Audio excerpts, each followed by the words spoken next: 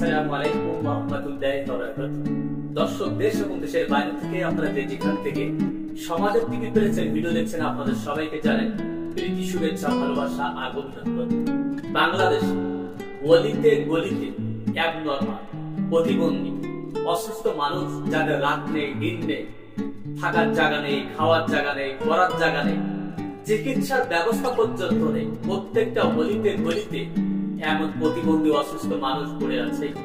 তো বাংলাদেশের মাননীয় প্রধানমন্ত্রী, আপনারা যারা দেশ চালাচ্ছেন, বাংলাদেশে প্রতিবন্ধীদের জন্য স্কুল তৈরি করেছেন, তাদের জন্য ভাতার ব্যবস্থা করেছেন এবং প্রত্যেকটা জেলা শহরে এই অসহায় মানুষদের জন্য একটি আশ্রয় কেন্দ্র তৈরি করার জন্য আমি বিনীতভাবে অনুরোধ জানাচ্ছি।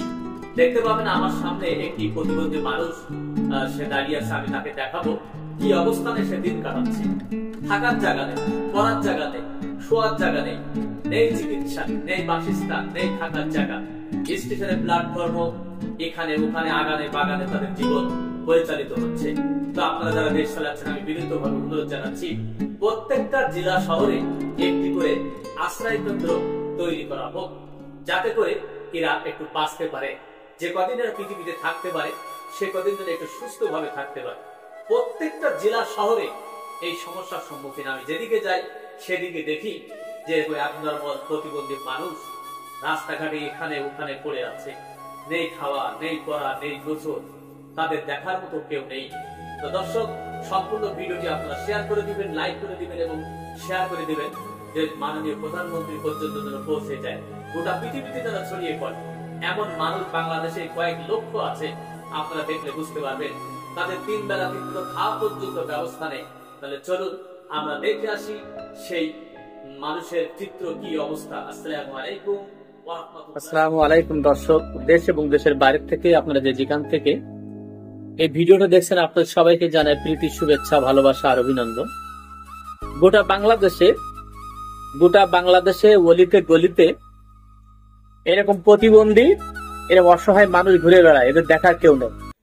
নেই রাত, নেই দিন, নেই থাকার জায়গা, নেই চিকিৎসা, নেই খাবার। তা আমাদের মাননীয় প্রধানমন্ত্রী প্রতিবন্ধীদের জন্য স্কুল করেছেন, তাদের জন্য জায়গা করেছেন। বাংলাদেশের প্রত্যেকটা জেলা শহরে এদের জন্য থাকা, খাওয়া এবং প্রত্যেকটা জেলা শহরে আশ্রয় কেন্দ্র খোলা উচিত। দেখতে পাচ্ছেন আমার সামনে প্রতিবন্ধী অসুস্থ একজন মানুষ, এরকম প্রায় আমি দেখি প্রতিদিন এরকম সামনে পড়ে যায়, কিন্তু ইচ্ছা থাকলেও কিছু করতে পারি না। অর্থনৈতিক টাকা পয়সার দরকার, এদেরকে সাহায্য সহযোগিতা করতে গেলে কাজ করতে পারে না প্রতিবন্ধী। দেখতে পাচ্ছেন প্রতিটা জেলা শহরে এদের জন্য আশ্রয় কেন্দ্র খোলা উচিত। যারা দেশ চালাচ্ছেন তাদের প্রতি দৃষ্টি আকর্ষণ করে বলছি, যাতে করে সংসদের জন্য বিল পাস হয়, প্রত্যেকটা জেলা শহরে এদের জন্য আশ্রয় কেন্দ্র খোলা উচিত এবং সেখানে বেকার ছেলেদের চাকরির ব্যবস্থা করা উচিত, যাতে করে এদের মতো প্রতিবন্ধী এবং অসহায় মানুষ এদের থাকা, খাওয়া, চিকিৎসা, বাসস্থান সব ব্যবস্থা তৈরি করা হয়। অলিতে গলিতে যাদের রাত নেই, দিন নেই, সকাল নেই, সন্ধ্যা নেই, নেই চিকিৎসা, নেই পোশাক, নেই খাওয়া, নেই দাওয়া। হয়তো কারো ভাই, কারো বোন হতে পারে, আমার ভাই হতে পারে, আপনার ভাই হতে পারে। এমন পরিবেশ পরিস্থিতি আমাদের বাংলাদেশের অলিতে গলিতে এমন প্রতিবন্ধী মানুষ দেখছি। তো এদের পাশে আমাদের সকলকে দাঁড়ানো উচিত। আমরা যদি পারতাম দাঁড়াতে, তাহলে আরো ভালো লাগতো।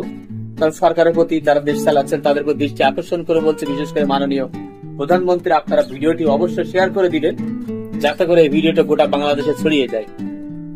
দেখতে পাচ্ছেন এর অবস্থা, শারীরিক অবস্থা, এর গার অবস্থা, এই যে ব্যাগ নিয়ে, কিছু কাপড় চোপড় নিয়ে এই ঘরের থেকে বাইরে হয়ে গেছে।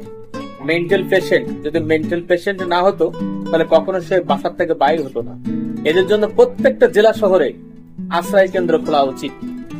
যাদের কাছে এই ভিডিওটি যাবে অবশ্যই শেয়ার করবেন, অবশ্যই শেয়ার করে দিবেন, একবার যেন বাংলাদেশের সংসদ ভবন পর্যন্ত চলে যায়, মাননীয় প্রধানমন্ত্রী পর্যন্ত চলে যায়, এমপি মন্ত্রী যারা ভালো আছেন তাদের কাছে যেন চলে যায় ভিডিওটি, যাতে করে প্রত্যেকটা জেলা শহরে এদেরকে আশ্রয় কেন্দ্র তৈরি করা উচিত। প্রতিবন্ধীদের জন্য স্কুল তৈরি হচ্ছে, প্রতিবন্ধীদের জন্য অনেক কিছু করা হচ্ছে, মাননীয় প্রধানমন্ত্রী করেছেন। কিন্তু এই প্রতিবন্ধী যারা রাস্তায় ভাসমান মানুষ, এদের অবশ্যই থাকা, খাওয়ার ব্যবস্থা, চিকিৎসা এগুলো করা উচিত আমাদেরকে। মানবিক দিক থেকে আমরা এদিকে খেয়াল রাখবো। তো আজকের মতো প্রতিবেদন এখানে শেষ করছি। আমি মোহাম্মদ আলমগীর হোসেন আলম, যশোর থেকে, সমাজের টিভি থেকে। আসসালামু আলাইকুম ওয়া রাহমাতুল্লাহি ওয়া বারাকাতুহু।